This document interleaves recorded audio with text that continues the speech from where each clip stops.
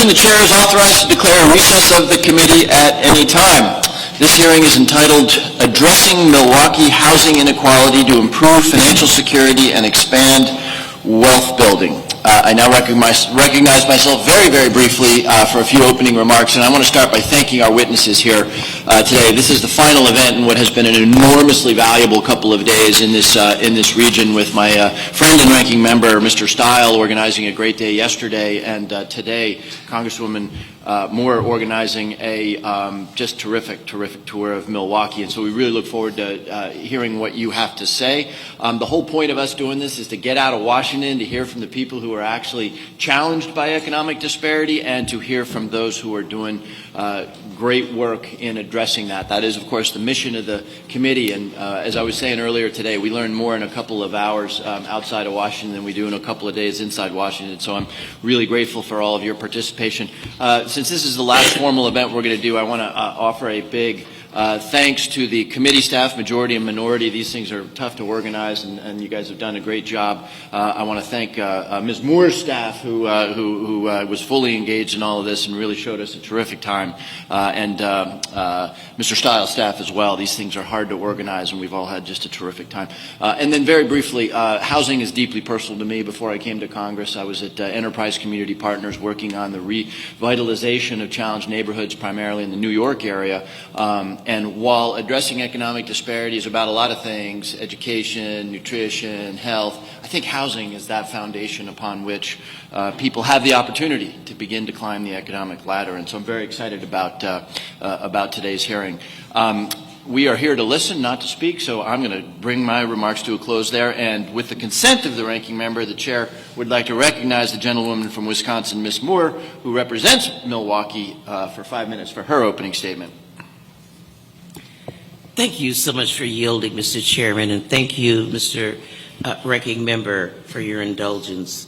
I just want to thank my colleagues for taking time out from their district responsibilities to come and join me here in Milwaukee and bring the Select Committee on Economic Disparity to my district, which encompasses the great city of Milwaukee, which I affectionately call the Milky Way. For all the many virtues of Wisconsin and Milwaukee, as the birthplace of kindergarten, Earth Day, the labor movement, the first state to pass the voting rights for women, first place to challenge the fugitive slave law, it has also had an unfortunate past with redlining and housing discrimination, which has earned it the moniker of Selma of the North.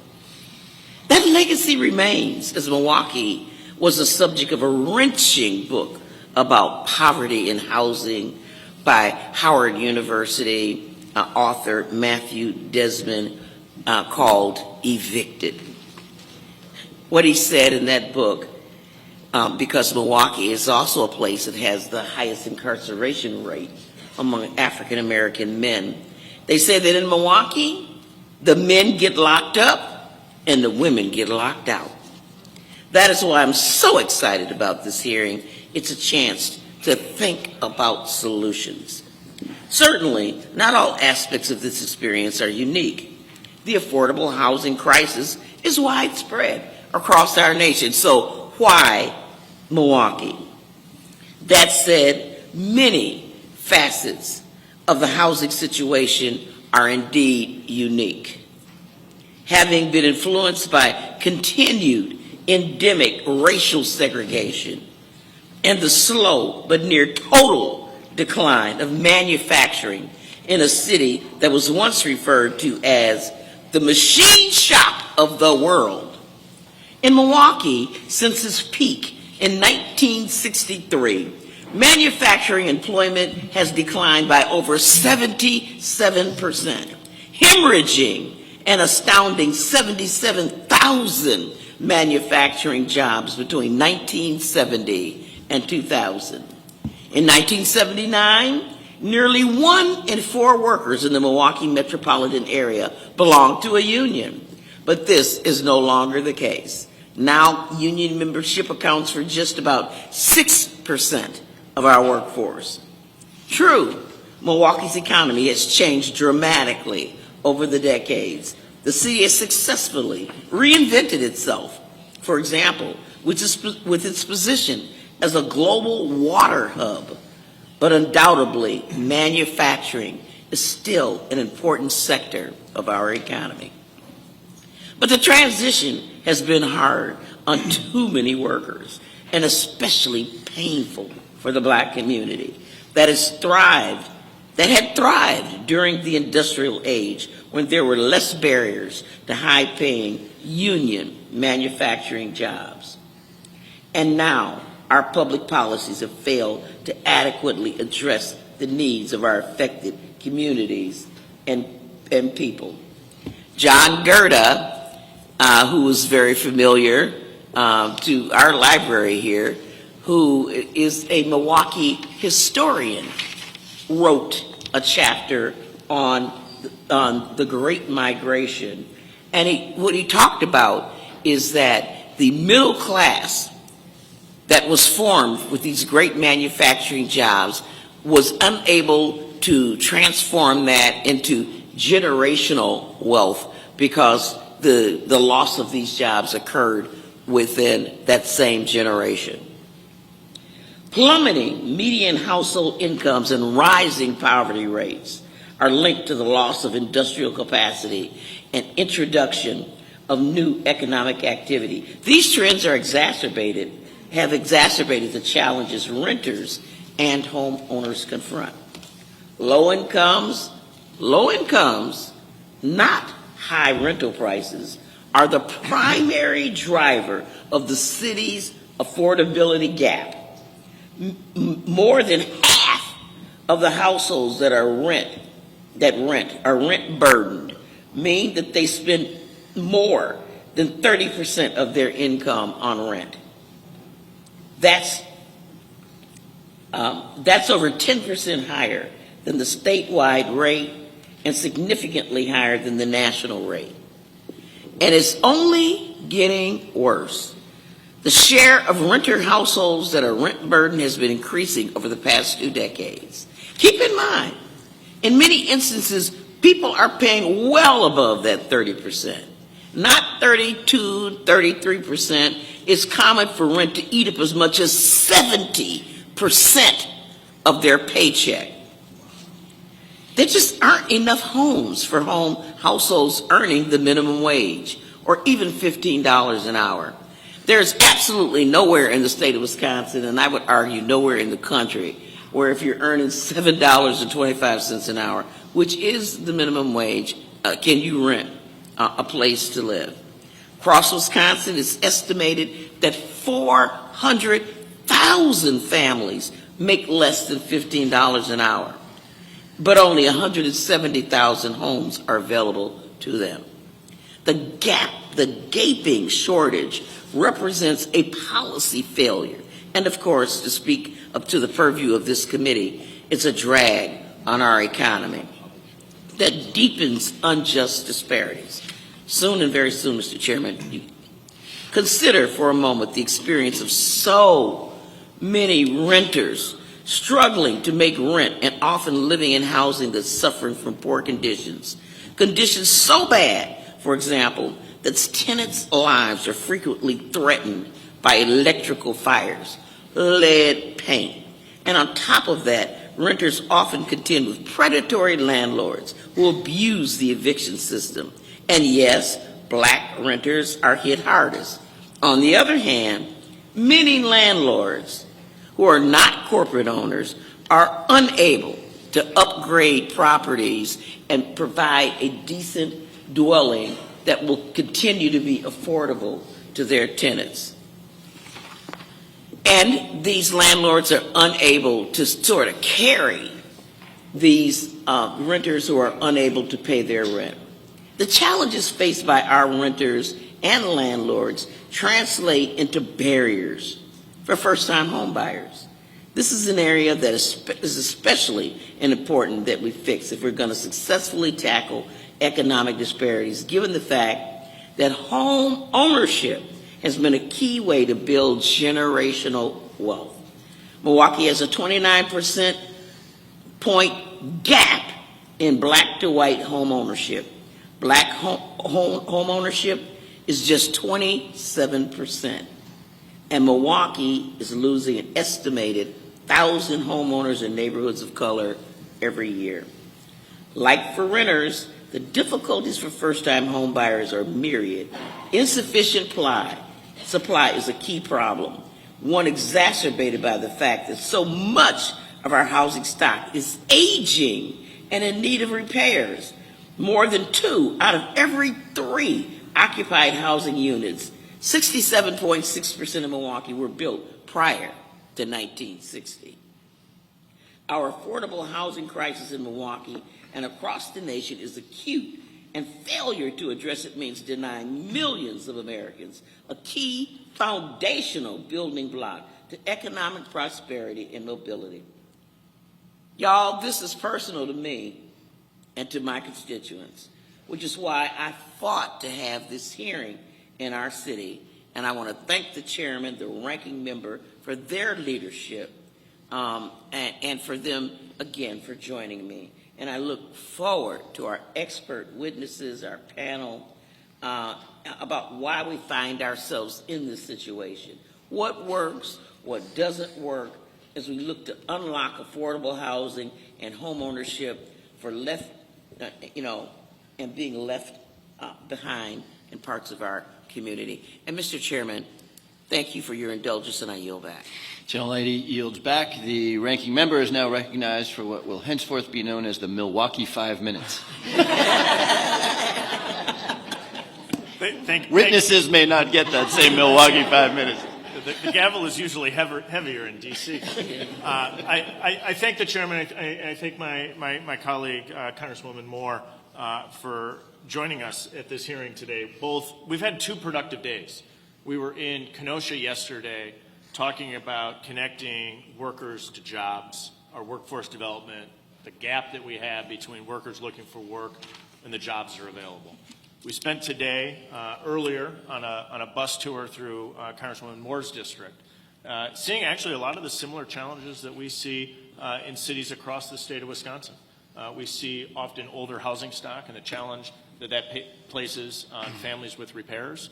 We're in a high inflation environment. We saw the numbers today that inflation is running at an 8.5% rate. Inflation's outpacing wages. Rents increases are outpacing wages, putting additional pressure on families, in particular low-income workers who are struggling to get by every single day. And I think having this conversation outside of Washington, D.C. is really important.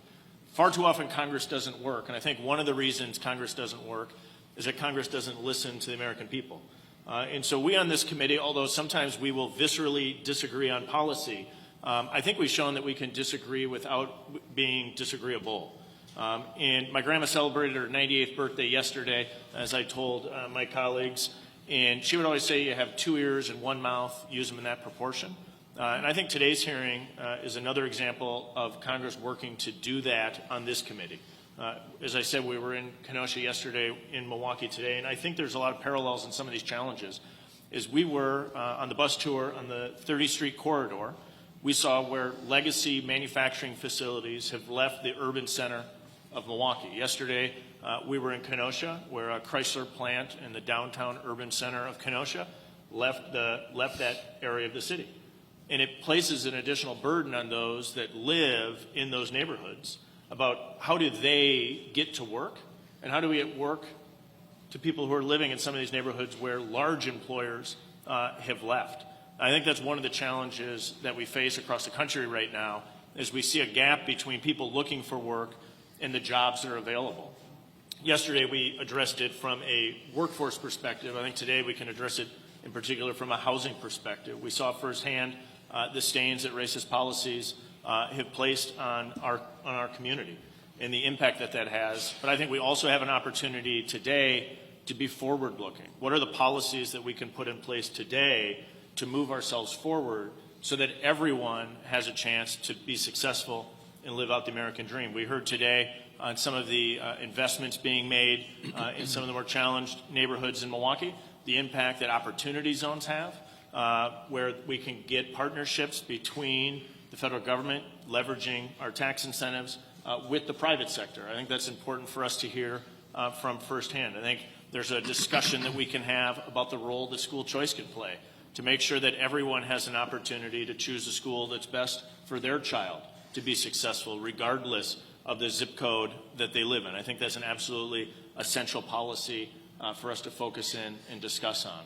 And so I'm looking forward to today's hearing. I really appreciate that the chairman has agreed to come to Wisconsin. We've traveled around the country. I think these case studies are so important and so critical because it gives us an opportunity to truly dive in, listen to the American people, take these ideas back to Washington to implement policies that will actually benefit all Americans. And so I look forward to today's hearing, Mr. Chairman, and I yield back. Gentleman yields. I thank the ranking member. Before we come to our witnesses, let me, as chairman of the committee, we have not yet offered a big thank you to the Milwaukee Public Library for hosting us today. Thank you very much for doing that. I heard Ms. Moore tell a story about how this was a safe place where she could come when she was growing up. I've got stories like that too, of just entire universes being opened to me after school by public libraries. So thank you for what you do. And right before we turn to our witnesses, I will ask for unanimous consent to play a very brief video. It has been the custom of this committee to try to highlight some voices from out there, some folks that are actually living the conditions that we've talked to. So with unanimous consent, we'll just play a 4-minute video to highlight some voices around this challenge.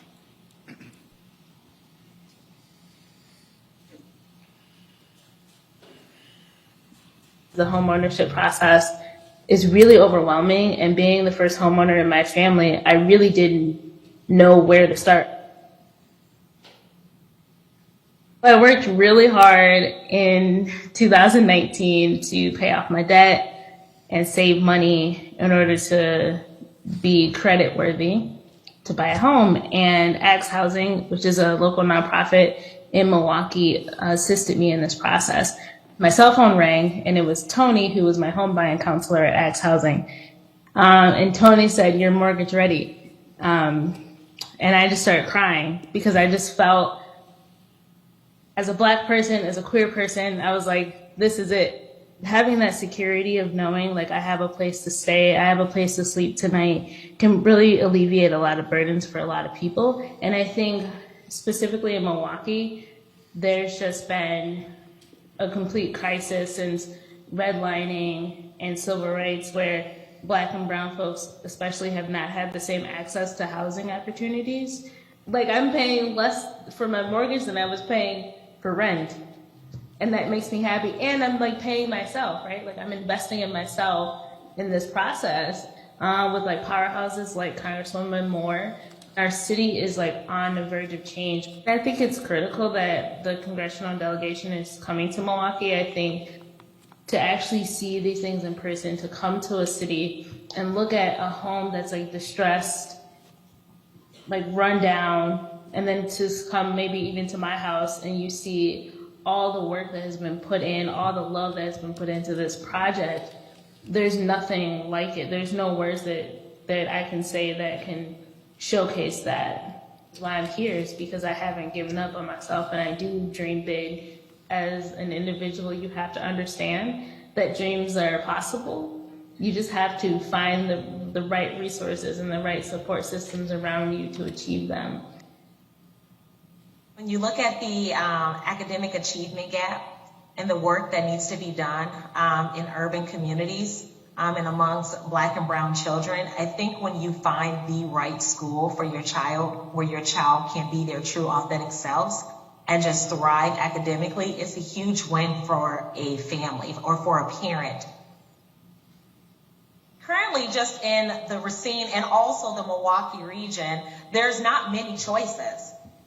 You can either participate in the choice program, or you can just participate in your local unified school district. And the thing with unified is that you don't always have the capability or the opportunity to send your child to the choice unified school that you want to send them to, right? It may just be that school around the corner from your house, which may not be the best school for your child.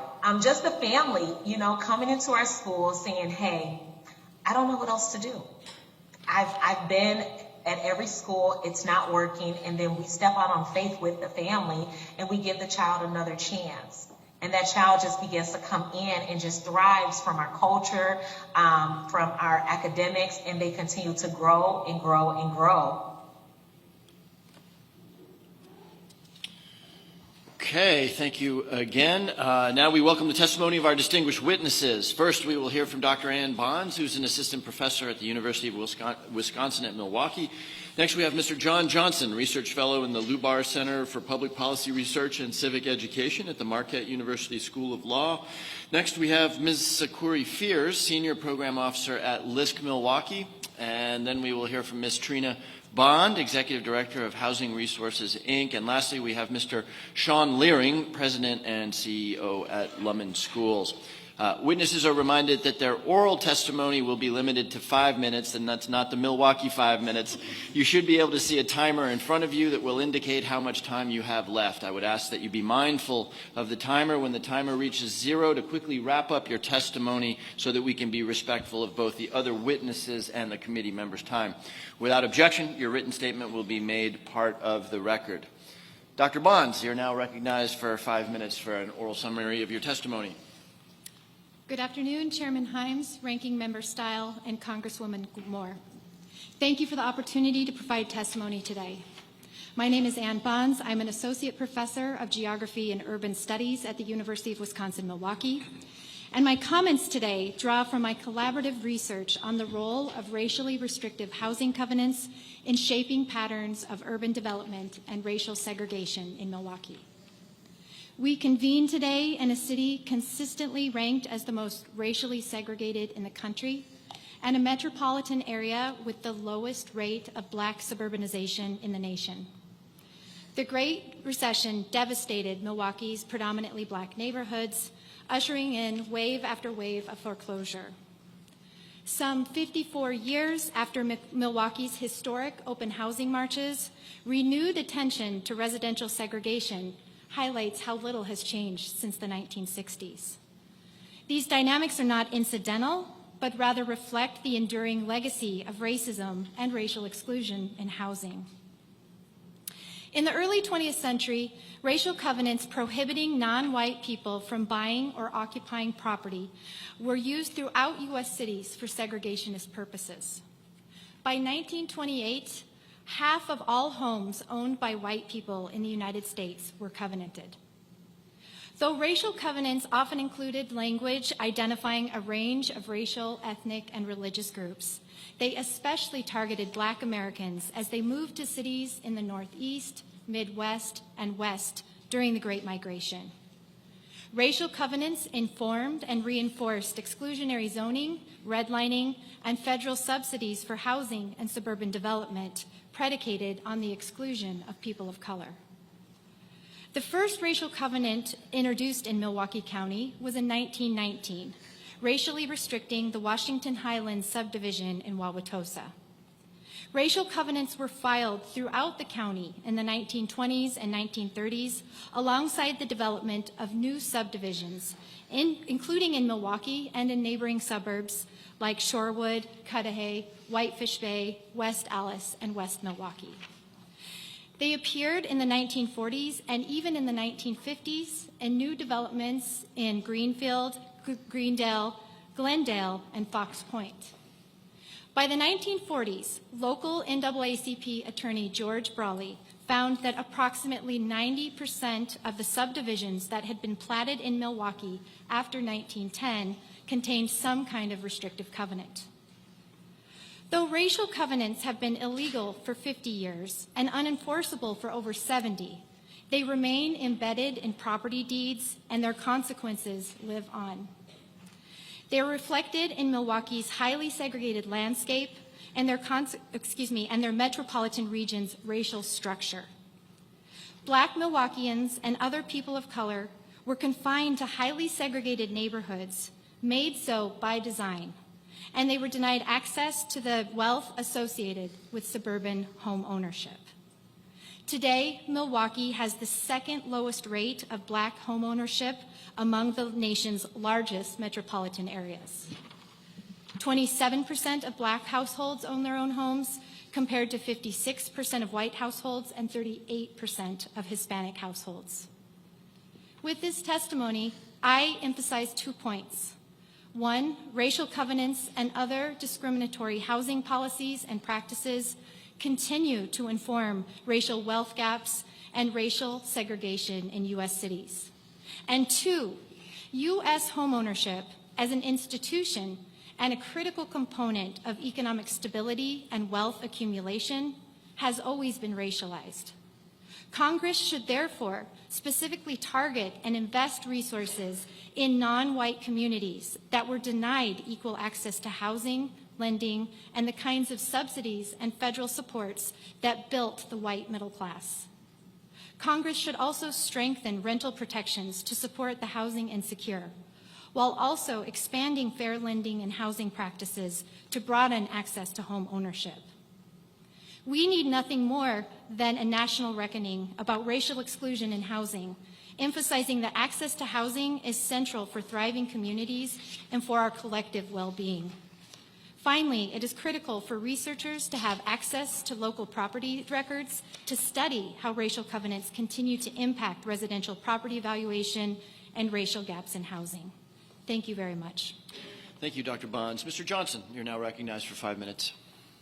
Chairman Hines, Ranking Member Steele, Representative Moore, thanks for inviting me to be part of this important conversation today. The Great Recession literally decimated homeownership across Milwaukee. As prices plummeted, new kinds of investors, often with no connection to the city, swarmed to purchase the glut of single-family homes and duplexes on the market. They recognized that Milwaukee's combination of low property values and comparatively high rents made investment here especially profitable. At first, these investors were mostly wealthy individuals, but they've recently been joined by large private equity-backed investors. The new entrants typically file evictions more often than local landlords, and they also hinder would-be homeowners by buying and selling properties in bulk. Houses are fairly cheap in Milwaukee. Even during the hot housing market of 2021, the typical single-family home bought by a landlord cost less than $80,000. Prior to the Great Recession, about 4 in 5 Milwaukee homes were owner-occupied, falling to below 70% today. The declines were steepest in majority Black neighborhoods, where owner occupancy fell 17 points. Across the city, well over 10,000 homes changed hands from an owner-occupier to a landlord during Milwaukee's long housing crisis. The residents of these now rented single-family homes and duplexes tend to be Black or Latino families with children. The landlords buying these properties were not in the main from Milwaukee. In 2005, about 64% of rented houses were owned by a Milwaukee landlord. Today, fewer than half are. Simultaneously, out-of-state investors tripled their market share from 5% to 16%. In some parts of the country, private equity firms used the foreclosure crisis to create a new business model of securitized single-family home rentals. But these companies focused on Sun Belt metros with growing populations and more recent housing stock. To the best of my knowledge, no private equity-backed companies entered Milwaukee's housing market during the early and mid-2010s.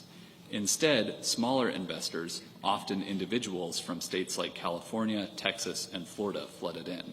They understood that landlords could still make huge profits, especially if they sought out the poorest neighborhoods. Scholars in both sociology and finance have found that rents are most profitable where property values are lowest. Princeton sociologist Matt Desmond found that in low-poverty Milwaukee neighborhoods, it takes 10 years for rents to equal property values. In high-poverty neighborhoods, it takes just 4. After including a host of standard homeowner costs, we estimated that the typical renter of a $75,000 single-family home pays over $200 more per month than it would cost to own that very house. Beginning in the late 2010s, a trio of private equity-backed institutional investors entered the market. They are Highgrove Holdings, Vinebrook Homes, and SFR3, all of which focus on post-industrial metros across the Midwest. Collectively, these companies owned over 900 properties in Milwaukee at the end of 2021, up from about 150 in 2019. In theory, large landlords with deep financial backing might offer higher quality service to their tenants. In practice, we find that they tend to be worse for renters, at least on the key metric of eviction. Using court records from 2016 through 2019, we modeled eviction filing rates for each rental in the city. We found that evictions are rare outside poor neighborhoods, but within poor neighborhoods, evictions aren't strongly correlated with the degree of tenant poverty. Instead, the type of landlord is far more predictive of eviction filing rates. For instance, in a duplex with average demographic and property characteristics, our model predicted an annual eviction filing rate of 18 per 1,000 units for a small local landlord, 29 filings for a similarly sized out-of-state landlord, and well over 100 for large and private equity-backed landlords. Many renters could save money as homeowners, but large corporate landlords also hinder the ability of individuals to purchase homes. Large landlords are more likely to buy and sell properties in bulk rather than listing them on MLS. State transaction records indicate that the number of houses sold this way has increased by over 350% since 2017. The influx of new landlords threatens Milwaukee's long tradition of working-class homeownership. Future policy interventions should aim to protect both tenants and prospective homebuyers. Shoring up tenant protections could include right to counsel for renters facing eviction. Existing homebuyer assistance programs in Milwaukee would benefit from programs that keep houses on the retail market rather than falling into institutional investor portfolios from which they are unlikely to be recovered. Thank you. Thank you, Mr. Johnson. Ms. Fears, you're now recognized for 5 minutes. Thank you. Chairman Himes, Ranking Member Style, and members of the Select Committee, my name is Sakari Fears. I'm with the Milwaukee Office of the Local Initiative Support Corporation. LISC is a national nonprofit housing and community development organization and certified community development financial institution, and we're dedicated to working with residents and partners to forge resilient and inclusive communities across America. We mobilize corporate, government, and philanthropic support to provide local community development organizations, nonprofits, and small businesses with loans, grants, and equity investments, as well as technical and management assistance. Our work covers a wide range of activities, including housing, economic development, building family wealth and incomes, education, and creating healthy communities. Locally, our initiatives focus on areas where the flight of industry and jobs have left a vacuum of disinvestment and poverty, and where housing can stimulate economic growth. This holistic approach includes strategies to build wealth and equity for the communities we serve. Currently, we're developing a strategy to scale our impact on the development of affordable housing. We hope to increase the availability of pre-development support to emerging developers with the goal of increasing production of quality and affordable housing in Milwaukee's neighborhoods that are most in need of revitalization. LISC Milwaukee serves as the administrator of the highly regarded Associates in Commercial Real Estate program, also known as ACRE, which trains professionals in commercial real estate practice. Some of the nearly 300 ACRE graduates have undertaken real estate development projects after their training and need financing for their projects. As emerging developers, ACRE graduates often lack the personal assets needed to develop, to finance early stage costs, what is often referred to as pre-development. LISC has developed a pre-development loan fund in Milwaukee to cover third-party pre-development costs such as design, consulting, building assessment, market studies, and holding costs. Pre-development costs are amongst the riskiest part of the capital stack as they come early in the development process. So right now, we're trying to establish real estate developers, established ones typically use their personal wealth and equity investment from family and friends to finance these costs. But emerging developers typically have less personal wealth and lack access to such networks of wealthy investors. Federal investments can make a huge difference in scaling the impact of this type of fund. Projects will include affordable housing, affordable home ownership developments, and commercial corridor redevelopment projects in low-income communities. This type of flexible funding is not readily available in the private market and is particularly inaccessible to most emerging developers, including people of color. We know that there's a massive racial wealth gap in America, and it is particularly acute in Wisconsin.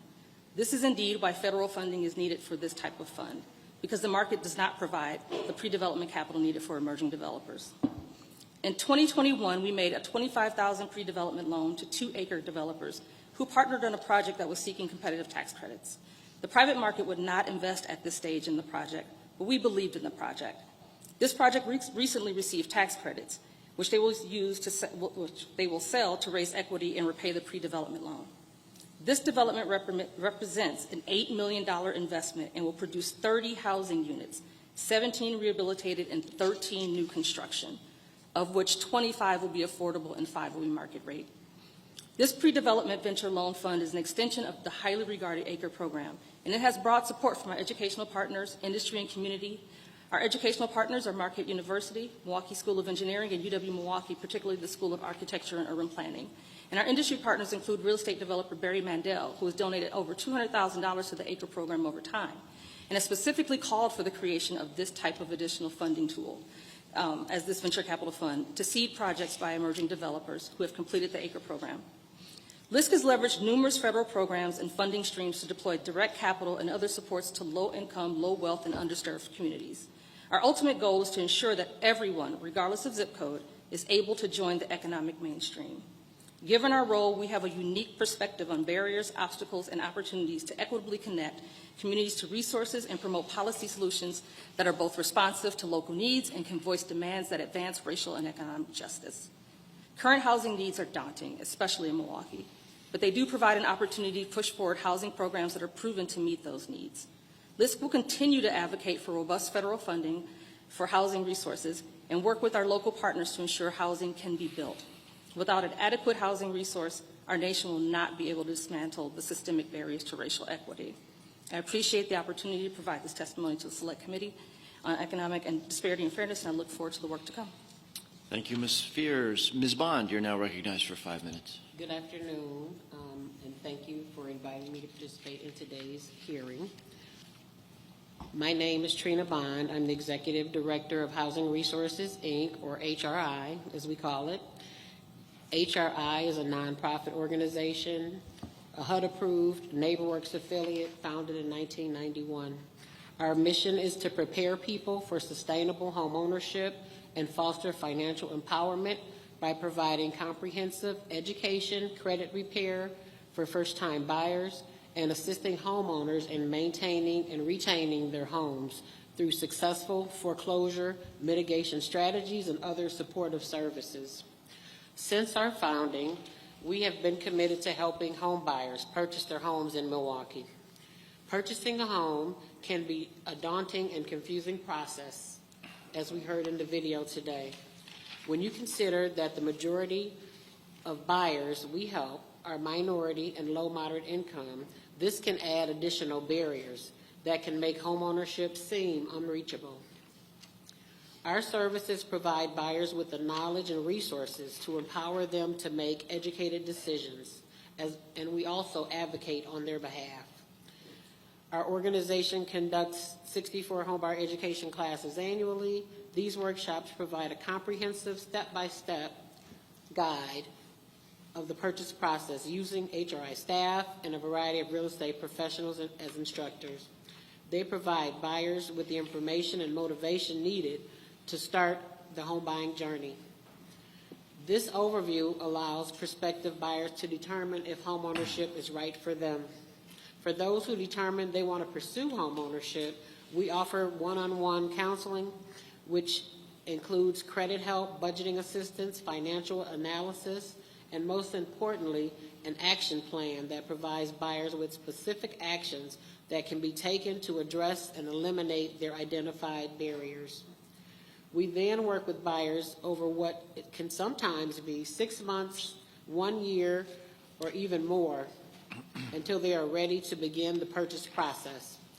We help them identify reputable real estate professionals, review their offer to purchase, home inspection, loan documents, and provide down payment and closing cost assistance, and continue to advise them until they have successfully purchased their homes. Our work does not end there. Our organization also provides homebuyers with supportive services such as post-purchase education and counseling, foreclosure prevention counseling, home repair assistance, tool lending, reverse mortgage counseling, and mortgage assistance grants. Our goal is to make sure that the homeowners are able to protect the investment and remain successful homeowners who can retain their homes that they have worked so hard to acquire. Historically, as we've heard, low and moderate income minority households have increased barriers to home ownership. Due to the lack of education, limited resources, bad credit, they may also face lending disparities disproportionately. These barriers can deprive families of opportunities to build wealth and improve their financial standing, which can cause generational poverty. Homeownership can help break the cycle of poverty by allowing families to accumulate wealth through home equity. The consistent decline in minority homeownership has served to increase the racial inequities and disparities that we are discussing today. The COVID-19 pandemic also wreaked havoc on Milwaukee neighborhoods and exacerbated these issues. Minorities and low and moderate income residents have been disproportionately negatively impacted by higher rates of contracting COVID, loss of employment, threats to housing, rental, and home ownership, and increases in their expenses.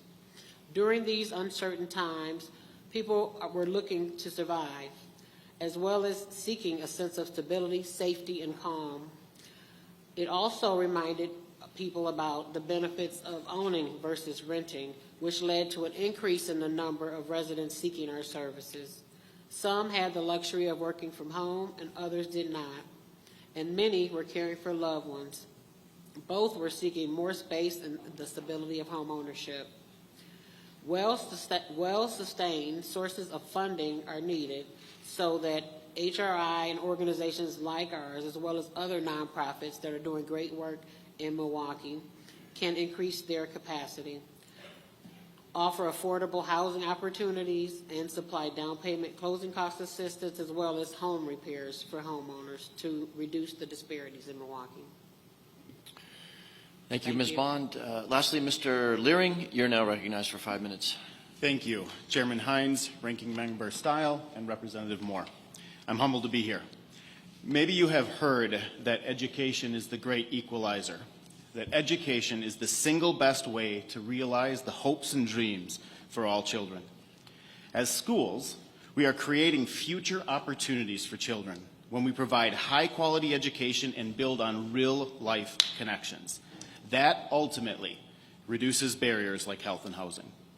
I'm here to tell you that parents believe that. And there's a lot of evidence that getting your child in the right school for them reduces barriers to opportunity. As a principal, I had just finished providing a tour for a mother that was considering enrolling in our school under the Milwaukee Parental Choice Program. She had tears in her eyes at the end, and she said, "I just didn't know that schools like this existed." At that moment, it wasn't about how good our school was or wasn't. Instead, for the first time, she saw an option that was the right fit for her son, who was terrified to go to his last school. Many school leaders across educational sectors, district, charter, and private, regularly hear that message from parents. Parents are visualizing a future for their child and saying, "My child will be successful here." Parents know that when they choose a school, they're not just choosing a curriculum or programs, but a culture, a philosophy, values, mentors, and ultimately, open doors to the future. Every school is different, but parents know that choosing the right school will make all the difference. And that resonates in Wisconsin and across the nation. In a recent poll, 74% of Wisconsin residents believe that parents should have the right to send their children to schools that are the best fit for them. In Milwaukee, 46% of students choose a school other than the one assigned to them. Nearly 20% of children in Wisconsin do the same. There are over 350 additional school choices in Wisconsin programs. And when parents have school options, charter, private, and other programs, the impact is undeniable. Let me share just some of the empirical evidence on the impact of school choice. At least 14 research studies have found that school choice improves student outcomes. At least 8 studies find that school choice improves civic values and practices. 25 studies have found that the programs save money to taxpayers. At least 31 studies have found that school choice improves public education in general. 11 studies found that access to private schooling is associated with improved perceptions of safety. At least one study found that school choice attracts people to live in the area. And at least 9 studies find that school choice moves students from segregated to less segregated schools. I've been leading schools for over 20 years, currently at Lumen Schools, a network of 7 different campuses in Milwaukee and Racine, serving over 1,400 mostly low-income minority students. I have talked to countless parents, and I have not yet met one parent who doesn't want to choose the best school for their child because they believe in the power of education to change lives. The challenges that parents face, particularly in areas like Milwaukee and Racine, are substantial and they are real. Many great schools help to address those current barriers directly and partner with organizations like the ones you've heard from. And when parents are able to choose the best fit for their child, students are much better equipped to address the challenges in the future. Thank you. Thank you, Mr. Leering. We now turn to members' questions. Just so you know, I think I'm going to do what we did yesterday, which is 2 rounds of questions, 5 minutes per member. I'll just ask the witnesses. We have a tendency to go on long. At 5 minutes, try to wrap up your answer to anybody's question. And if you need more time, you can submit stuff for additional answers for the record. With that, I'll recognize myself for 5 minutes for questions. Mr. Johnson, you caught my attention with your treatment of something that we're hearing more and more about, which is the investment in particular of private equity-backed organizations in single-family homes, residential housing. We, 2 of us sit on the Financial Services Committee. We're conscious of the fact that this is happening more and more. You said something interesting, which is that they tend to jump to eviction much more rapidly than perhaps traditional neighborhood homeowners. Can you expand on that and give us the sort of plus or minuses around things like investment in the properties that they acquire, a sense of belonging to the community? How should we think about this relatively new syndrome? It's a good question. We can imagine, theoretically that a larger company would be able to achieve economies of scale and things like that. That would potentially make them offer a higher quality service. That doesn't seem to be the case. There have been 3 studies, including mine, on this topic, to my knowledge. The first one by Alora Raymond in Fulton County, Georgia, done in partnership with the Fed down there, that found an increase pretty substantially in evictions in single-family home rentals, specifically by institutional investors. The Atlanta metro being one of the first places where private equity firms develop that business model. And it's one of the parts of the country where they've achieved the greatest market share. Another study looked at this in Boston. That was conducted by Henry Gomery. And it found that it looked at apartment buildings and houses, and it found that after a property was purchased by a private equity firm, evictions increased at the same property. And so presumably the tenants were the same, but the practices of these larger companies focus on maximizing profit in a way that ends up being worse for tenants compared to landlords who are smaller and who are located in that community. Okay, thank you. We could spend a lot of time on that. It's a new syndrome, and I think, particularly since private equity organizations often are required to file with the SEC and are now having increasing impact on housing, it may be something the committee might want to take under consideration. My second question, which goes to everybody, so we'll have to do it as a speed round. Great testimony, thank you. We all have short attention spans and can remember 2 or 3 things. We were a little light on identifying exactly those federal programs where we work that are actually assisting the mission here. What should we take away? Let me just go from left and right. What should we take away as those programs that are really working well in this community? And if you want to offer up programs that are not working well, that's helpful for us to know as well. I think recognizing that housing has always been racialized and targeting responses with that in mind is very important. And I think targeting investments to people that have been historically excluded from subsidies and benefits should be a focus. Supporting the kinds of programs outlined today on this panel by my fellow panelists, for example, at LISC and also with Housing Inc. These are some ideas of getting funds directly to those communities that have been underserved historically. So Dr. Barnes, let me ask you to one more level of specificity. Are we talking about empowerment zones, opportunity zones? What specifically do you have in mind? I think all of those things, empowerment zones, creating opportunities for business owners, investing in home ownership training and access for individuals, providing pathways for developers as well to support low-income housing and affordable housing in communities that have lacked access to these in the past. Thank you. Ms. Johnson, specific programs that you see working well? I'm very worried about the package deals of landlord-owned properties preventing homeowners from having even a chance to put in an offer. We have really great homebuyer assistance programs in the city that you've heard from today that are trying to scale up and serve more and more people. But the would-be homeowners that they're helping have restricted access to properties because of the package buying tendency of these new larger landlords. So programs like land banks and community development alliances, which are able to compete with landlords in buying properties in bulk and then turning around and selling them. Thank you, Mr. Jones. I'm sorry, I do want to hear from the other witnesses very quickly. I want a good list of stuff that's working well. Yeah. Ms. Spears, Ms. Bond. Thank you. I think the low-income tax credit, housing tax credit program, the expansion and more investments and broadening that, it's been one of the vehicles by which a lot of our emerging developers through the ACRE program have begun their entree into real estate development.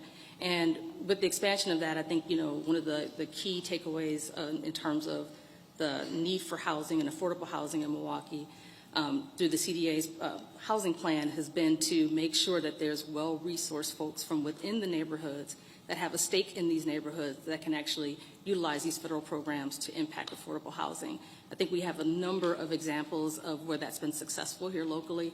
I know Congresswoman Moore can speak to a lot of things that has been happening in Bronzeville and some of the developers in that area. And really the impact of that tax credit program and expanding that is going to yield some. Yeah, thank you. Thank you. I'm going to be disciplined on time here. Ms. Bond and Mr. Leering, in my second round, I'm going to let you answer, but thank you. Thank you very much. With that, recognize the ranking member for 5 minutes. Thank you. Thank you very much, Mr. Chairman. I want to dive in, if I can, with you, Ms. Trina Bond. We have two Bonds today. So Ms. Trina Bond. I think a lot about the first house that I bought a handful of years ago and the challenges that go into making those types of decisions, reading through the documents, navigating through that. You're on the front lines, assisting people, and uniquely, from a national perspective, uniquely in Milwaukee, we often have people that will actually save money by buying a house over actually a reasonably short duration of total time.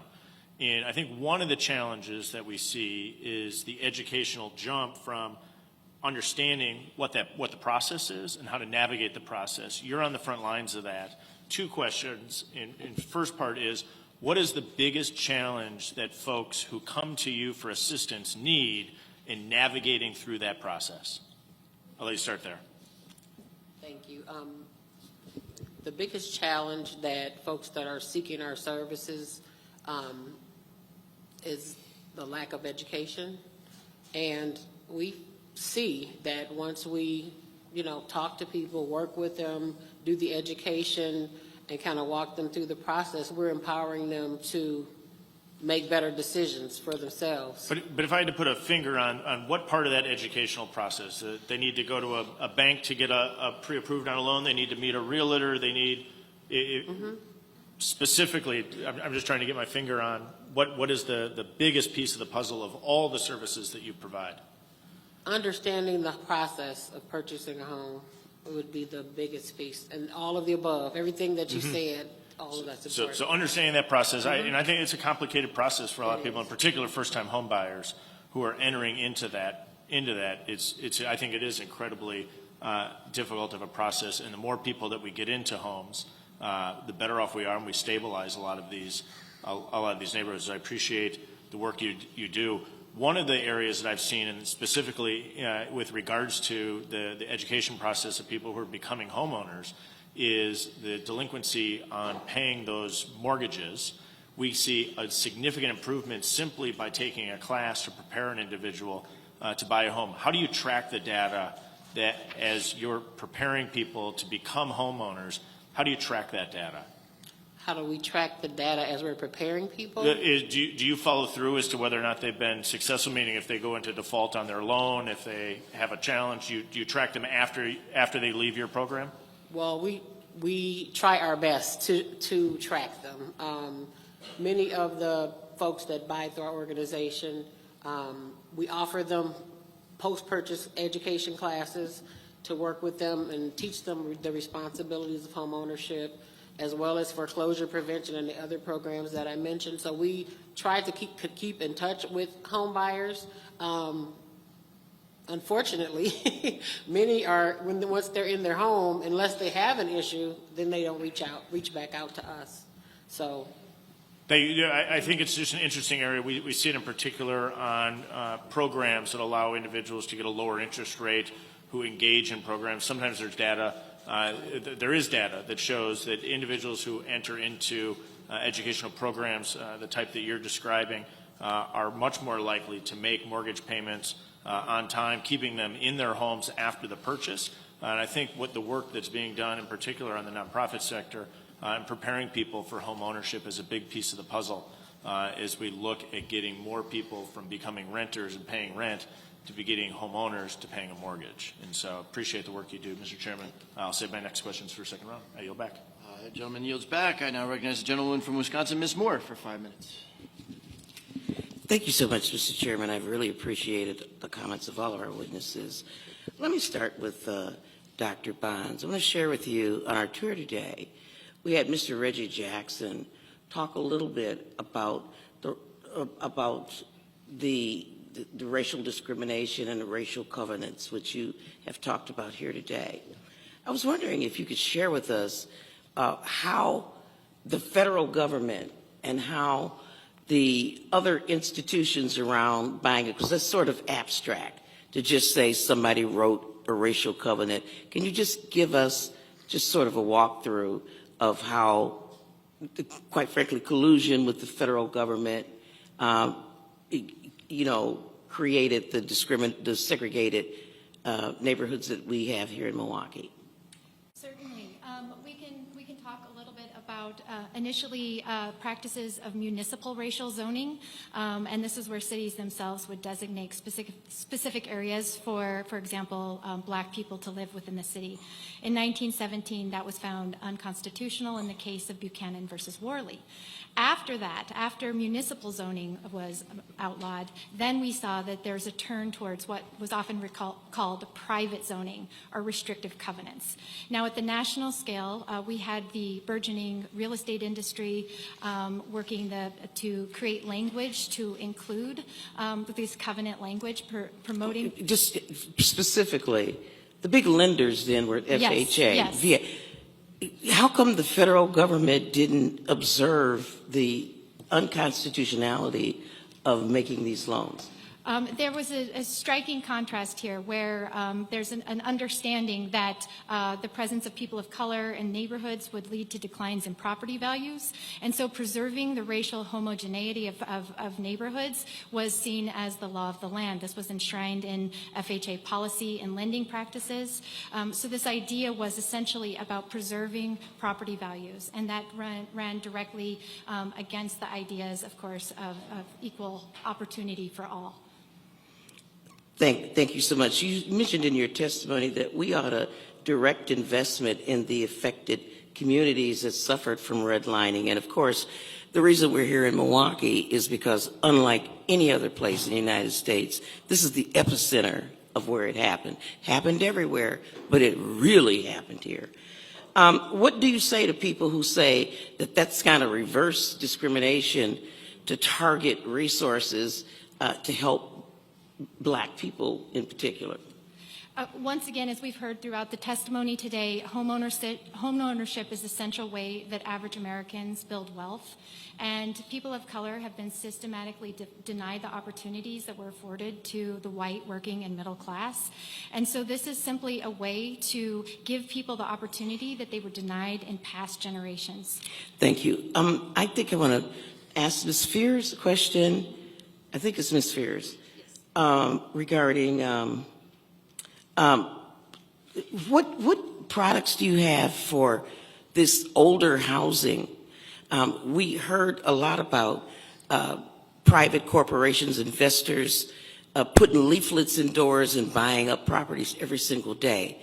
but those properties are not underwritable for the people who live in them. So what products does LISC have Well, I mean, it to really help is- repair these buildings without turning them over to investors? I mean, there's a lot of considerations that we make when looking at the type of products that are available in every market.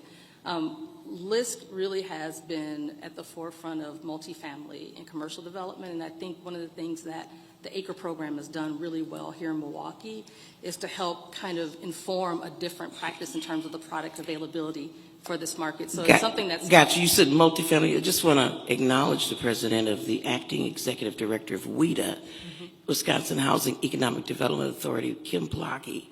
And we're puzzling over how to do this, because part of the reason that these properties are being turned over is because people are living in houses 100 years old, and they, even if they have a good income, good credit, the loan to value will not support them individually getting a loan. How do we fill this gap? We're looking for a product for that. I'm over my time. I yield back. Okay. Oh, I had 9 more seconds? What's the price? I need my time. What products would you propose? So we're actually working on that right now. A lot of it is really predicated on, you know, some of the challenges that you have with underwriting these types of deals, you know, these scattered site, single family type of projects. And so what we've done, we've done some investments, you know, previously using the Light Tech product where there were scattered site projects in Milwaukee, and there have been several. But right now we're looking at some other ways and building out other products with credit enhancements to make exactly these types of investments in these neighborhoods. And I would be happy to share more information on what we're doing with that with you. It's pretty complicated. I'd be happy to share some details on that with you at a later time. Holding you to that. I will. Okay. So we'll do one other round of 5 minutes questions for it. And then I'll announce this before we gavel out, but we have a couple of community members, I think, who wanted the opportunity to ask some questions of us and of our witnesses, too. So that'll be informal, but we'll do that right after we finish up this round. With that, I'll recognize myself for my second 5 minutes. Ms. Bond, I said we would come back to you on programs, federal programs that are working that we need to be mindful of. I think increased funding for our community development block grant and home funds. And direct, as I think a few people said here, direct support to the organizations that is flexible, that is actually doing the work on the ground. Thank you. Mr. Leering, I know you're more in education than housing, but anything you want to add to that? Absolutely. Specifically education, the federal title programs are great opportunities for us, and they are complicated and sometimes inflexible. Specifically adding money, adding resources towards mental health that is accessible to private schools specifically is something that would benefit us and benefit many schools. Like other schools, we have an entire group that works in partnership with community resources to connect our families to resources and connect our students to resources. Okay, thank you. I want to use a balance of my time, I think, with Dr. Bonds and Mr. Johnson. When you tell the story of racial covenants and of segregation, we've only told half the story, or less than half the story, right? It's not just that communities of color are excluded from white neighborhoods.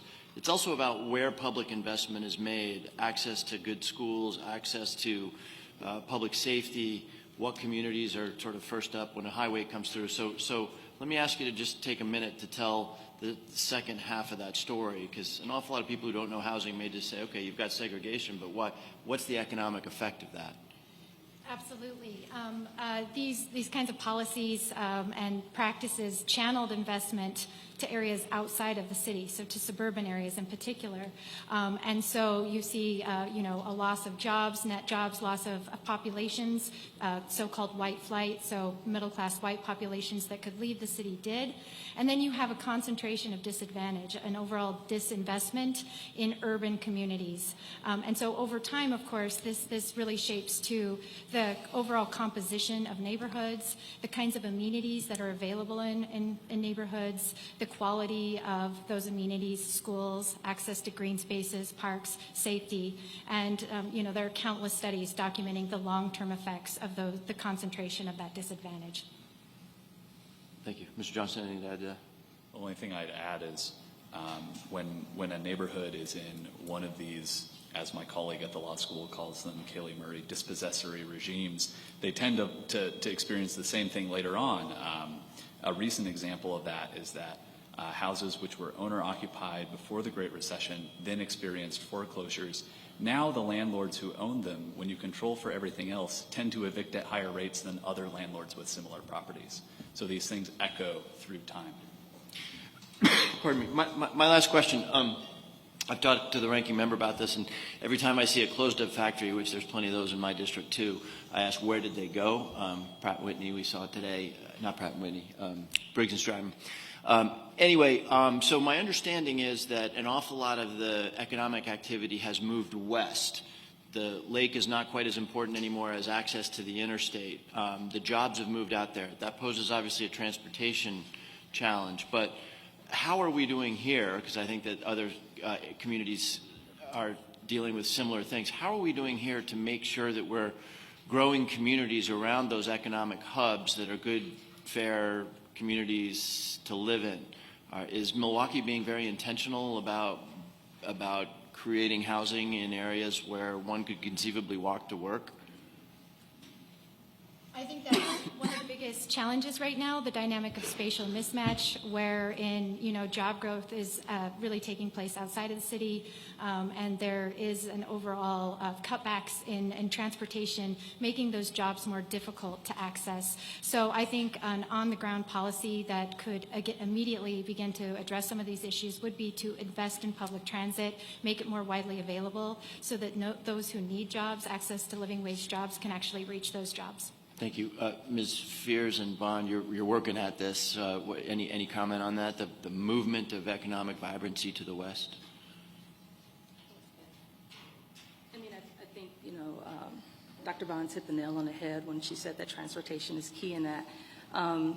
We know that some of the impact of, the longstanding segregation, economic and racial in this city does impact the outlying suburbs as well. And so having the type of affordable housing available in those areas, in those job hubs, is challenging at times. And so I think having a focus in and around supporting transportation opportunities to get to those hubs is going to be key. We know affordability here within the city is necessary and needed, but affordability in those areas as well, and advocating for that type of workforce-based housing is necessary in those areas as well. But for right now, the immediate need definitely is to support transportation. Thank you. Thank you very much, Mr. Ranking Member. Recognized for 5 minutes. Thank you very much.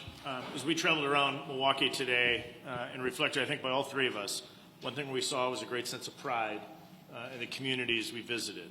That's not the case everywhere in the United States of America, but there was a great sense of pride in every community we visited, and I think that's true across our state. People are proud to call Wisconsin home, even though in some of the neighborhoods we stopped in, there's some really unique and serious challenges that are faced. I think a lot about where people choose to live. We obviously have some very significant historical challenges, uniquely so, in Milwaukee vis-a-vis the country.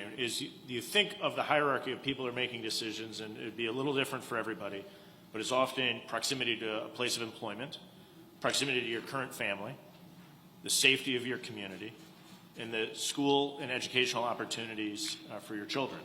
And you, Ms. Anbond, were saying, I think very correctly so, that some of the historical practices here channeled investment away from some of our urban core and into the suburbs.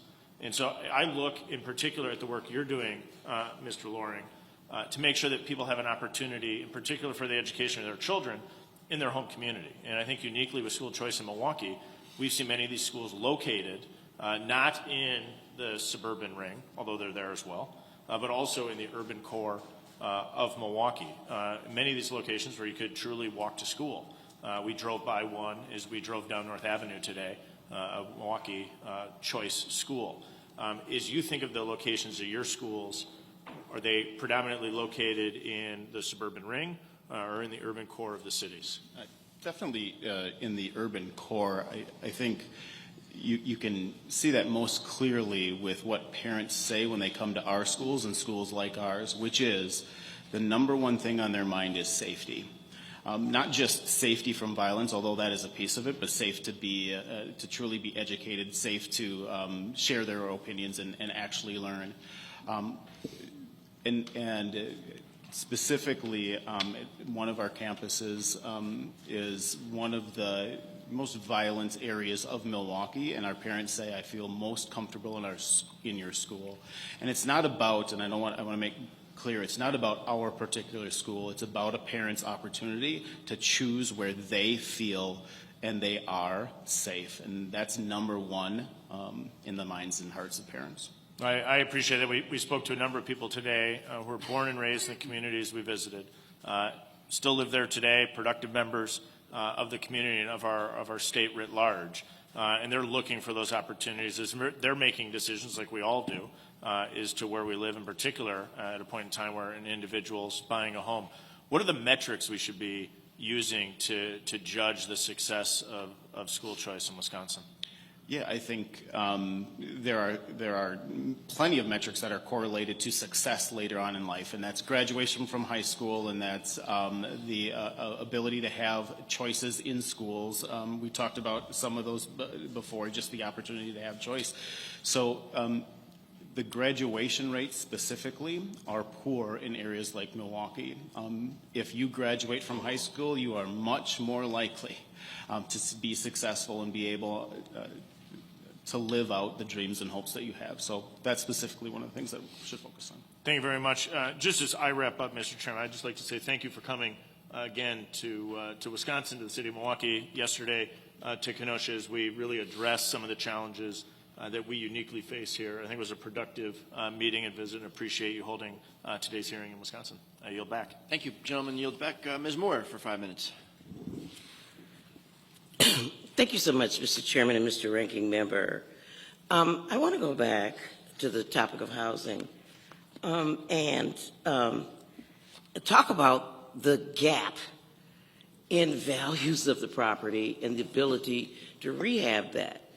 And we have one proposal that is in front of Congress right now called the Neighborhood Home Act, which provides monies to fill that gap, but it goes to the investors. The benefit goes to an investor. So we're incentivizing these investors to come buy up these properties with this tax credit, with this type of legislation. We want the same kind of thing for homeowners. So I'm wondering, of the ideas that are out there, housing trust fund,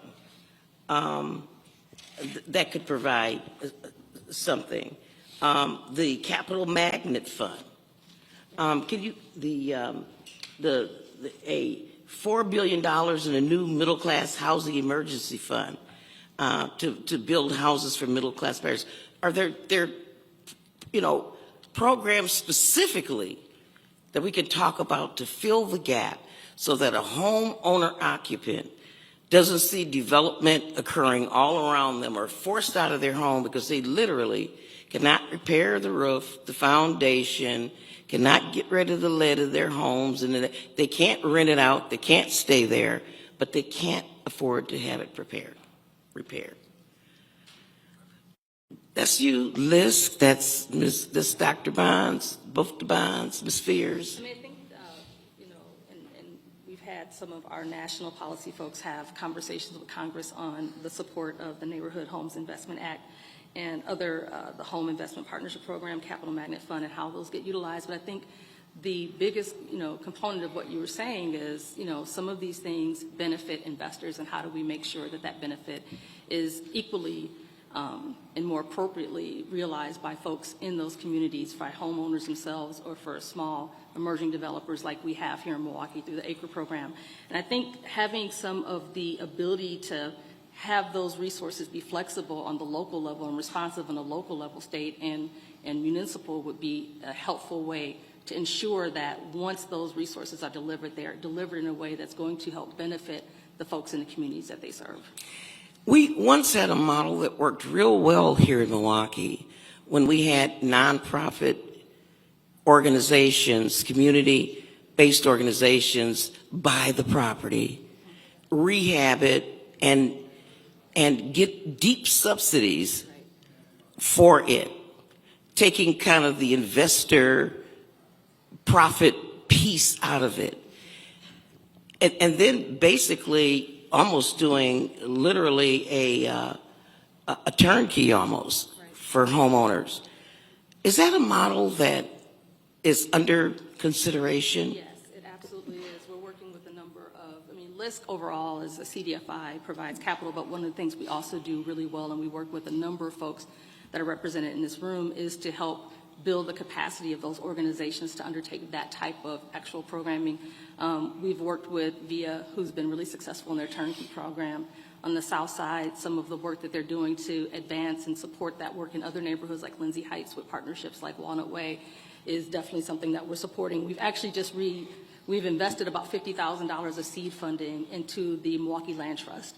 And so that is a mechanism to make sure that there's an opportunity to support affordability from the community side, where there's community ownership and opportunity that can be sustained over time. And so Could investors contribute to the land trust and some sort of mechanism be set up so that the benefit would flow through that instead of them taking title to a property? that I would have to get you some more We're information. going to have to I know, sit like, down. We're going to have to sit down. There's a lot of things LISC is doing locally in partnership. I mean, I'm really excited. Because Kim Blocky has kind of put me in charge Wonderful. of coming up with a plan. Well, I have followed up with Ken Plocky and some of the things that we're actually under development with WIDA currently utilizing, again, that emerging developers programs that we support. But I say all that to say this, the delivery system is going to be as important to making sure that the affordable housing that is developed in Milwaukee is going to be equally beneficial to the people that live in that community. And so supporting developers of color in this city is a big part of that as well. And supporting community-based organizations that do housing or have some interest in housing development in terms of their overall community development planning is important as well. And those are both spaces where LISC is sitting right now to help support that. My time has expired. Thank you. Gentlelady's time has expired. I'd like to thank our witnesses. That brings us to the end of 2 rounds of questions. And I'd like to thank you for your testimony today. Without objection, all members will have 10 legislative days within which to submit extraneous materials to the chair for inclusion in the record. I remind members that written questions and materials for the record should be submitted to the email address provided to your offices. Before I adjourn, I'd like to note that this is a little unusual, but we're going to create a 15 to 20 minute period or so for some of the community members that have been invited here today to pose questions to the members that are up here or to our witnesses. I'll keep a light touch on the gavel for that. I would just ask our audience members who have an interest, tell us who you'd like to have answer that question and try to be as brief and as civil as possible. And then once that is done, that'll take 15, 20 minutes, and then I think a couple of us, I think Mr. Stile may need to leave, but a couple of us will be available to anybody from the press who would like to follow up with questions. Is your plane to Janesville leaving soon, sir? All right. All right. Is there a plane to Janesville? There is not. And the Q&A, just for the benefit of the audience and everybody who's here, the Q&A will continue to be live streamed for those watching at home. With that, this hearing is adjourned. And let's move into the informal Q&A, which can be a little less formal, but I know there were a couple of members of the community that had questions. Anybody want to raise their hand and kick us off here? We're going to line up over here just to make it a little bit easier. So if you have questions, just come up behind here and down below. Thanks so much.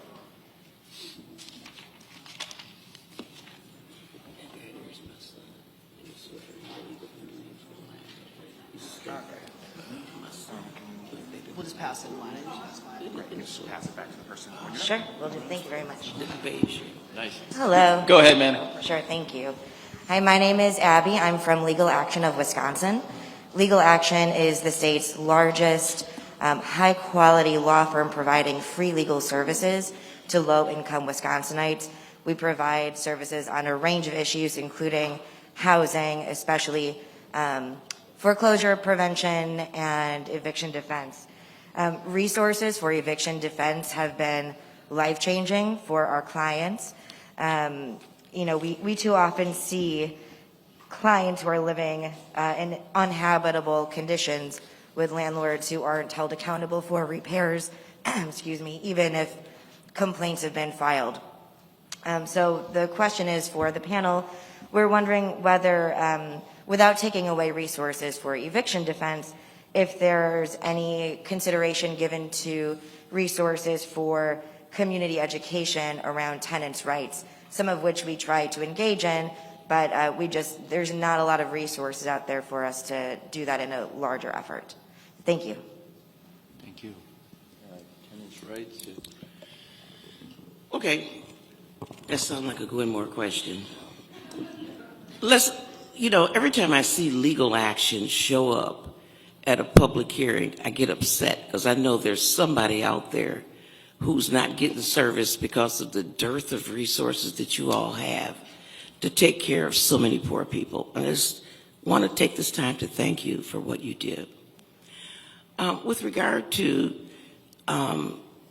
tenants' rights around eviction, I don't know what our state law is currently, such that there is some sort of balance around tenants' rights and the landlord's rights. I know that when the pandemic hit, current sheriff said that he had 4,000 evictions on his desk ready to be executed right then and right there, that they were holding off on. And I don't know, I'm not avoiding your question, but I don't know what eviction protections are available when people just don't have the money to pay the rent. You guys can drag it out, and maybe you can. Maybe Mr. Johnson, he's associated with the law school. Come on, Mr. Johnson, help me. Not a lawyer. Okay. I think also for resources around not just eviction, not just for education around eviction defense and rights, but more so for rights around what you can do in the situation of living in uninhabitable housing, that you can file a complaint, how you can follow up, that there's retaliation protection, that you can withhold some of your rent, but not all of your rent, because we see that a lot too with clients who withhold all of their rent when the water heater isn't working, and they think, well, this is crazy. I'm not going to pay rent this month. Nobody's fixing this water heater, and it's cold showers every day for a month. But then they can face eviction for withholding all of their rent. So thinking more broadly about tenants' rights generally. Tenants have rights to live in a decent house. And at the risk of sounding corporate here, I feel sorry for some of the landlords, because how can they fix the house up and make it decent without raising the rent? In Milwaukee, we have reasonable market rate rents. I was sharing with my colleagues, I went and made a little speech in Oakland, California, and talked about the $700 a month rent, and they almost started a riot. Where is this $700 a month apartment? Everybody wanted it. And so I'm not evading your question, but I hope that what happens in this hearing is that, this report that we're going to deliver, the Select Committee really uncovers the real mismatch between people's wages and the cost of housing and rent, and just the need for major subsidies. I just don't feel sorry for anybody who's getting evicted, just won't pay the rent.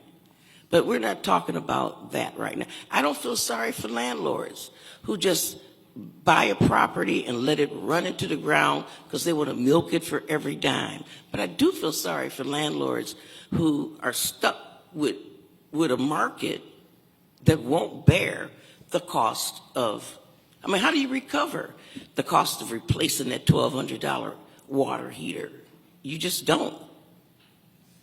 Okay, I see a pretty healthy line there, so let's move on. Thank you, ma'am. Good afternoon. Thank you so much for this opportunity. My name is Mary Ferwerda, and I'm the director of the Milwaukee Justice Center, which is the self-help civil legal aid center in the courthouse.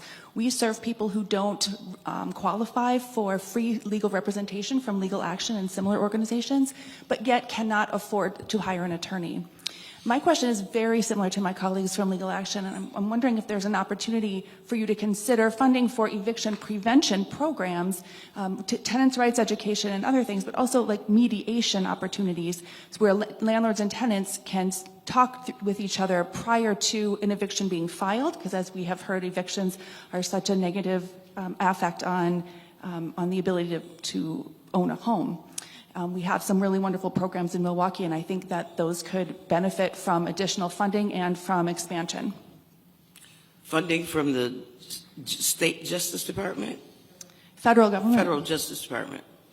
Could you, since these questions are related to each other, my understanding, thinking on my own state, each state funds legal services broadly defined in slightly different ways, often in conjunction with the bar and that sort of thing. I think in my own state we use certain unclaimed funds and that kind of thing. I wonder, since none of us are really experts on this issue, could you maybe get together and submit for us, for the committee, how Wisconsin is doing it, and also what we might learn at the federal level to be helpful here?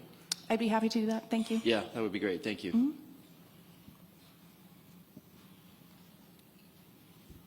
Yes, sir. Good afternoon. My name is Rafael Garcia. I'm the executive director and founder of Community First, an affordable housing agency here in Milwaukee County that focuses both on keeping the low to moderate income family homeowner in their home, as well as building of new low to moderate income units of housing. My question for the ranking member and the chair is, funding for federal housing programs is subject to the annual appropriations process and its related issues, including arbitrarily discretionary spending limits set under the Budget Control Act. The annual appropriations process poses a challenge for organizations like Community First because even as our needs grow and the community needs grow, the annual federal funding increases by less than inflation, if at all. How can we change the way we fund our housing programs and make sure that we fully fund them and ensure that they work at the levels that our communities need? You directed that question to us, so maybe you want to go first? Sure. Go Either ahead. way. Well, just very quickly. So I used to, when I was at Enterprise, I felt this very intensely. By the way, some of our funding is actually not subject to appropriations. All the tax credit stuff, so low-income housing tax credit, and that's good stuff because it needs to be messed around with by the Ways and Means Committee in order to alter that, and it's obviously been a very successful program over time. But you're absolutely right with respect to the traditional funding streams for our housing authorities and an awful lot of the other appropriated funds. I wish I had a good answer for you on how you might not suffer the ups and downs of the annual appropriations process. I don't, because it's always going to be subject to negotiation inside the Congress, just the way every other federal budget is. But I do think it's really valuable for you to continue to advocate, in particular on our committee. Mr. Stile and I both sit on financial services, so we have jurisdiction over non-tax credit housing, HUD programs, that sort of thing. It's really important that the community tell us this is not just about what you can do this year, because housing, of course, takes years to build, particularly larger projects and that sort of thing. And so we need to do a better job. We'll argue over how much is enough, more or less, but we need to do a better job providing some certainty. I want to make her. In many ways, I agree. So to hit it on the head, Mr. Garcia, Congress is broken, and if you want a perfect example of where it's broken, it's in the appropriations process. And the challenges that you see on the housing front are the same challenges we see on the national defense front, where we can't get a spending bill through Congress on time and any stroke of the imagination. I give you a 5-hour answer on this, but if you shrink it down, the whole budget process the United States government needs to be redone. An easy example of what we could do to improve it is go to biennial budgeting, do it every 2 years like we do in the state of Wisconsin, and use the second year to actually review how well the money was spent. So we could actually go through and do the proper oversight and say this was a dollar well invested, it had a significant return and made a positive impact. This dollar was poorly spent, poorly invested, didn't have a return. Instead, we're always running behind. I can't be remiss to not note that the inflationary impact that you brought up is being seen all across the board, and that's going to be a challenging environment that we're going to be in this country for a good chunk of time to come. I don't offer that is good news. That's bad news. But it's going to be challenging, and the fact that Congress is broken right now is a continuing challenge. I think if anything you walk away from here is those of us on this committee, on this panel, I think there's an opportunity to disagree without being disagreeable. This is way beyond the traditional function of Congress. And I know that doesn't seem reasonable to us in Wisconsin because you'd think people could actually sit down and disagree and then have a beer at the end of the day. That's not Washington, D.C. right now. So we got a broken process that needs to be redone. There's ways to address that. Thank you. I just want to take a stab at that really quickly, because the annual appropriations process, even if we were on time, is really frustrating to people who are trying to plan anything. So I'm a lead co-sponsor of a bill that's in your committee, put out by your chairwoman, Maxine Waters. It's the American Housing and Economic Mobility Act of 2021, H.R. 2768. And it would scale up annual federal investments in housing by putting it in as a 10-year aspirational goal. And getting the authorization, I think, getting the authorizing committee, get it authorized, and then working on the appropriations. But it would invest $445 billion over 10 years in a housing trust fund. I mean, this is what we need in order to sort of leverage the other dollars that we regularly get, regular dollars that we need a housing trust fund. It invests an additional $25 billion over 10 years in the Capital Magnet Fund, and that would be leveraged 10 to 1 with private capital, and that would build 750,000 new homes. $4 billion in new middle-class housing emergency fund to build homes for middle-class buyers and renters. $3 billion in the Public Housing Capital Fund to help maintain critical, affordable public housing units. Down payment assistance to communities. And it was strengthen obligations under the Community Reinvestment Act. We talked about that, where we really prevail upon banks, credit unions, and other mortgage companies to provide the credit to low and moderate income communities. And it creates a grant program specifically to help communities with an appraisal gap, including to help pay for home repairs or maintenance. And it prohibits housing discrimination based on sexual orientation, gender identity, marital status, veteran status, and source of income.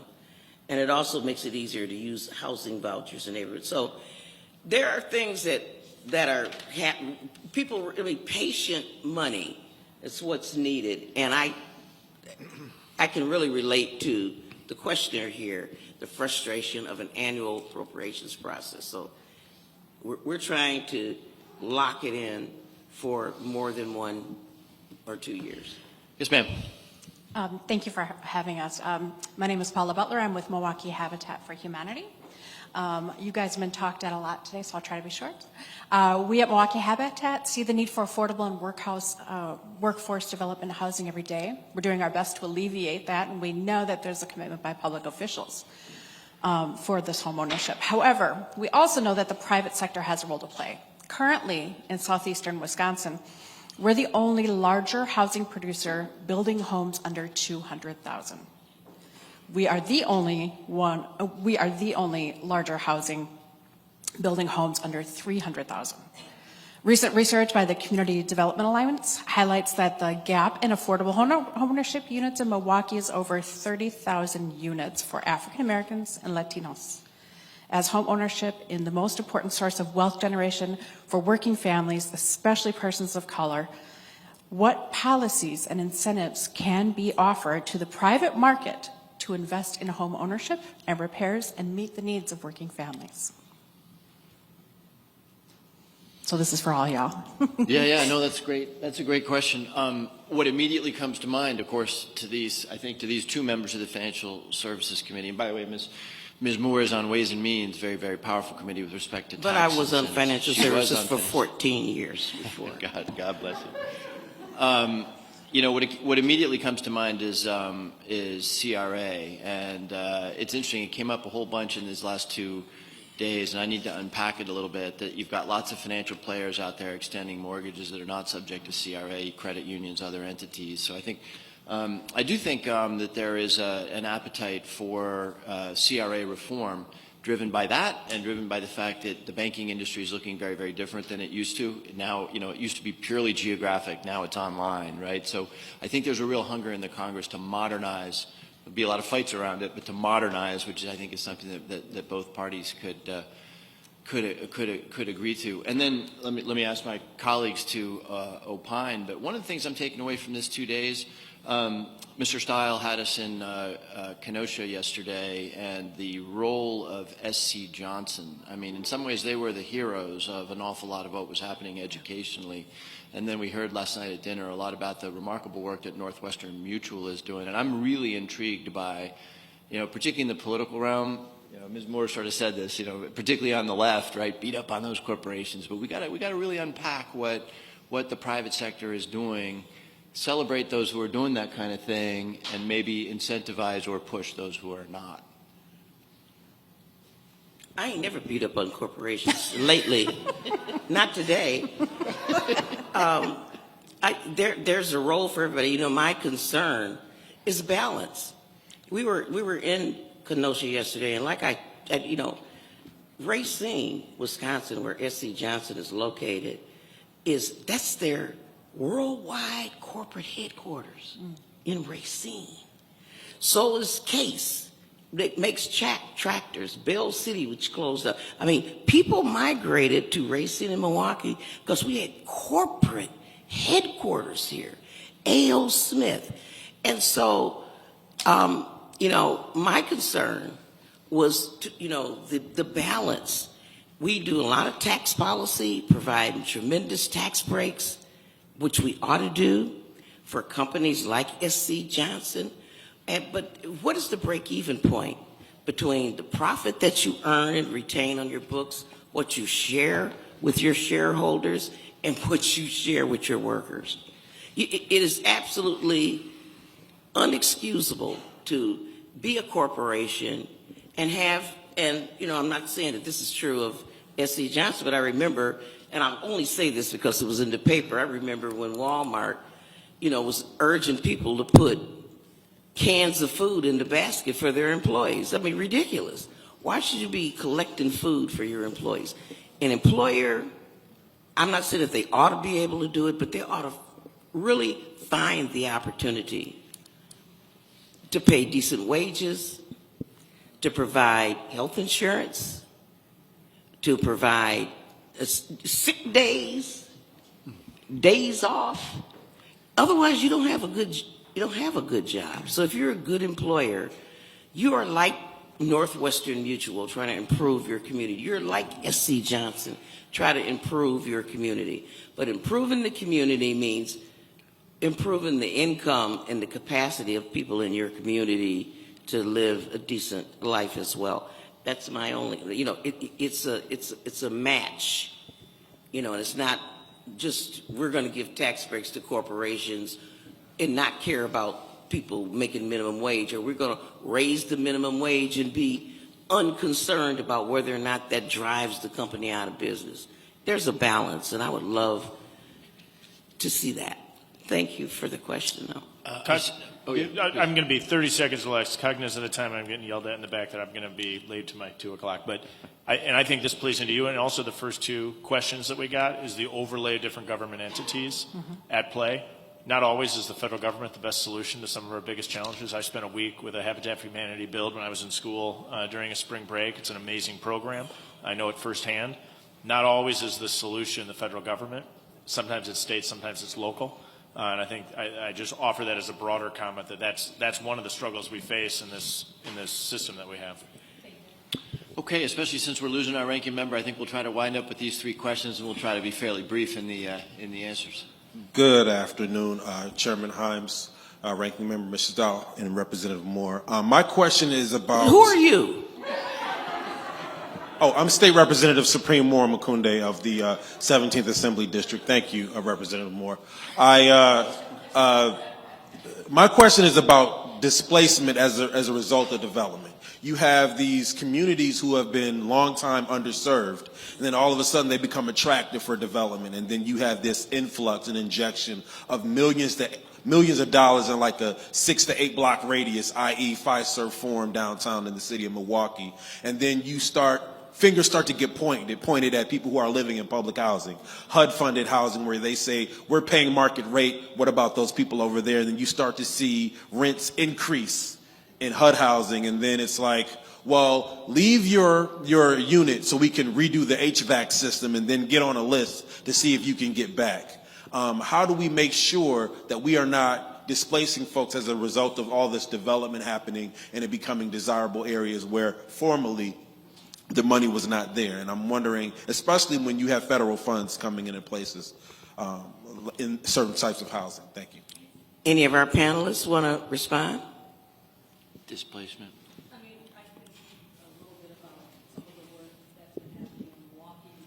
Bring the mic and turn your mic on. I think it's on. Okay. With the development of an anti-displacement fund, a partnership with GMC and several foundations here locally have funded that to help to abate some of the rising cost of taxes in those neighborhoods surrounding the Fiserv Forum, specifically Halyard Park and portions of Harambe. And I think figuring out, like you were saying before, how do we layer in some of these opportunities? You know, obviously we can't offset taxes using levy dollars, but how can the city work and partner with the philanthropic community, community-based organizations, and other folks to identify these needs and to create a response? And I think in Milwaukee specifically, we've been successful with that. Now, as it relates to, you know, public housing and some of the challenges that have been happening with displacement in that arena, I think that's a lens that we need to start gathering some information around, because there is a threat to some of these opportunities close to where there's been high investment and development, particularly around Milwaukee, around downtown Milwaukee. And there's some conversations that need to be had. But in terms of homeowners and folks in those areas, there has been a fund that's been developed. I think it's a great model to look at where we see these other neighborhoods under threat, that we can actually do something as well to have that type of response. Well, as you know, in the state, we have the uniformity clause, which says that you can only tax property if the tax property uniformly. And so therefore, one of the challenges that you have is that you might have, an 85-year-old woman who's lived in a house, and that house is appreciated because she never moved from over here in the River West or Harambe area, and she can't pay the property taxes. We can't excuse her under our state law or reduce her tax burden based on her age. So I have to require a constitutional amendment. But there are lots of other opportunities, I think, to provide people with grants as elders who are at risk of being displaced. There are, I know in Georgia, they don't charge people property taxes once they don't have any schools. But I mean, we have the capacity to also create, and maybe I should ask Dr. Bonds, some reverse covenants and say, you may not develop in this area,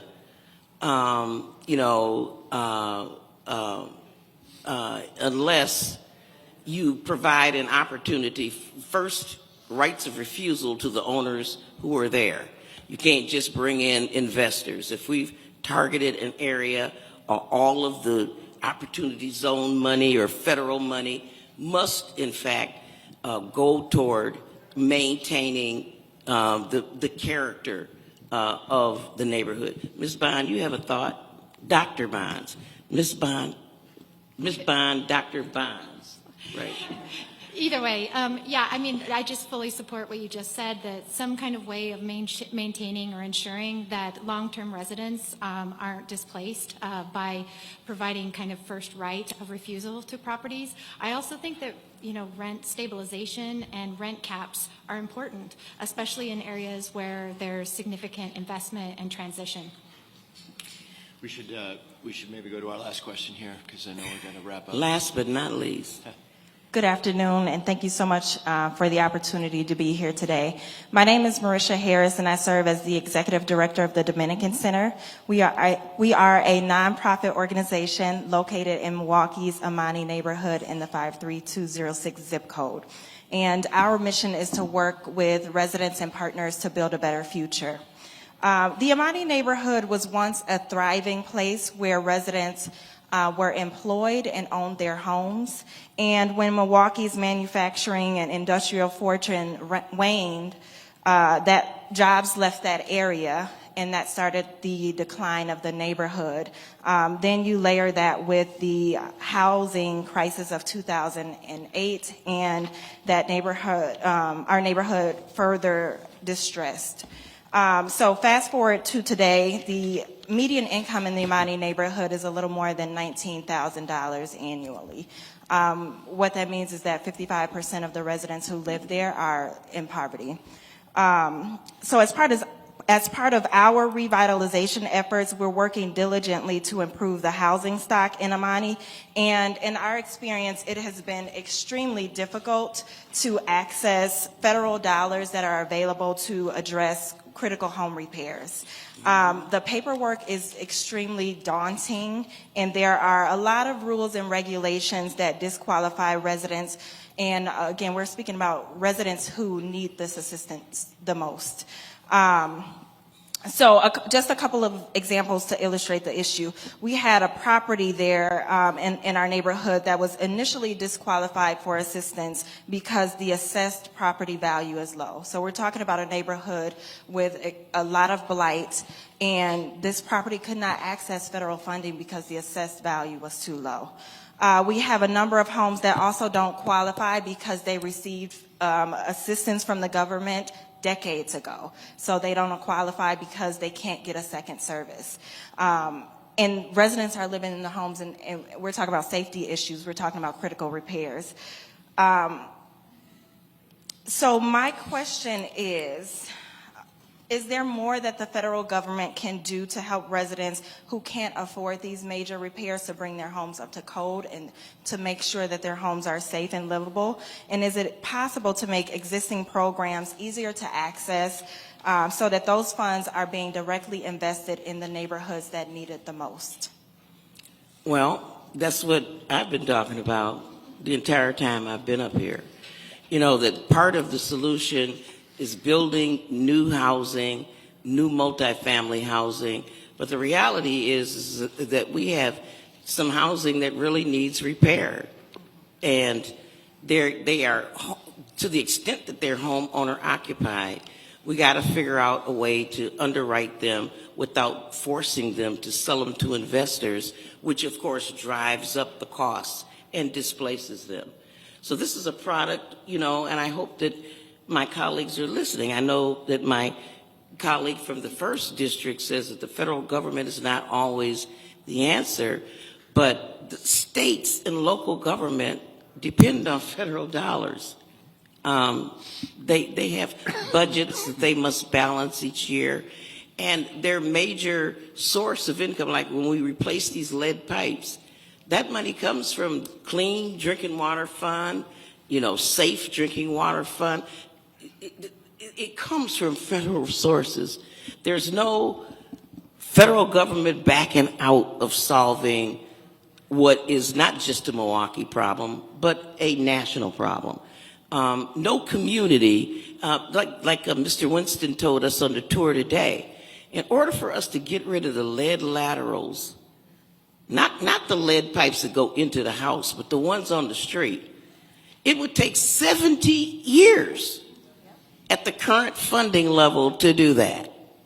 That's including with federal. So without the federal government as a player, that is absolutely impossible to do.